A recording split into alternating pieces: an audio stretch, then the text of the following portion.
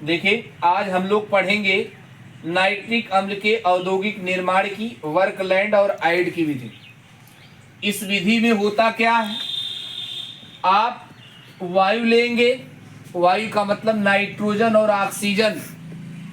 उसके बाद वायु को एक ये ब्लोअर लगा हुआ है, इस ब्लोअर की सहायता से एक विद्युत भट्ठी ये है, इसी विद्युत भट्ठी में हम क्या करेंगे, प्रवाहित करेंगे वायु को।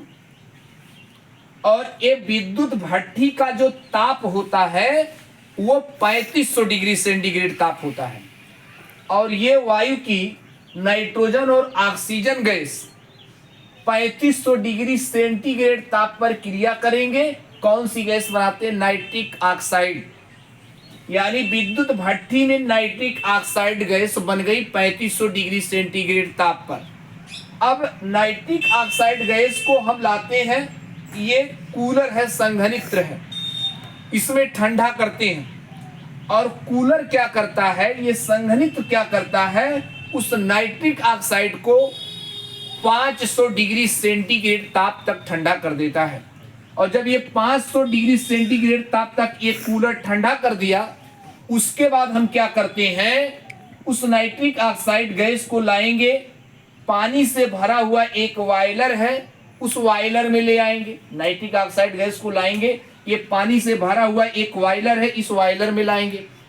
और ये बॉयलर क्या करता है, वो नाइट्रिक ऑक्साइड का ताप 50 डिग्री सेंटीग्रेड तक ठंडा कर देगा।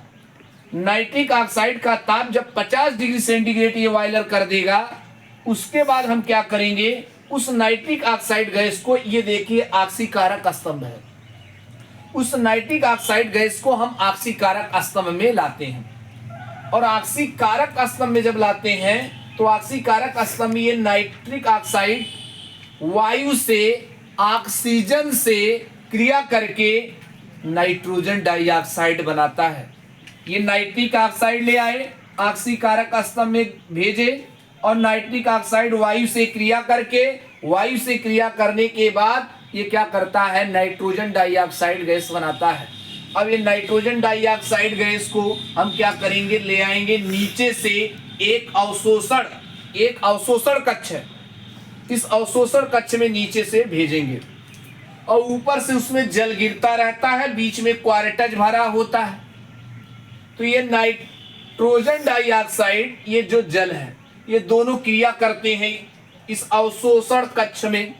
नाइट्रोजन डाइऑक्साइड और जल अवशोषण कक्ष में क्रिया करते हैं, रिएक्शन दिखाया, देखिए नाइट्रोजन डाइऑक्साइड और ये जल दोनों क्रिया करते हैं, नाइट्रिक अम्ल और नाइट्रस अम्ल बनाते हैं, नाइट्रिक अम्ल और नाइट्रस अम्ल बनाते हैं। उसके बाद ये नाइट्रस अम्ल जो बना रहेगा उसको भी नाइट्रिक अम्ल में चेंज कर लिया जाएगा। उसके बाद उन नाइट्रिक अम्ल को हम क्या करते हैं, एक गैस जार में क्या कर लेते हैं, एकत्रित कर लेते हैं।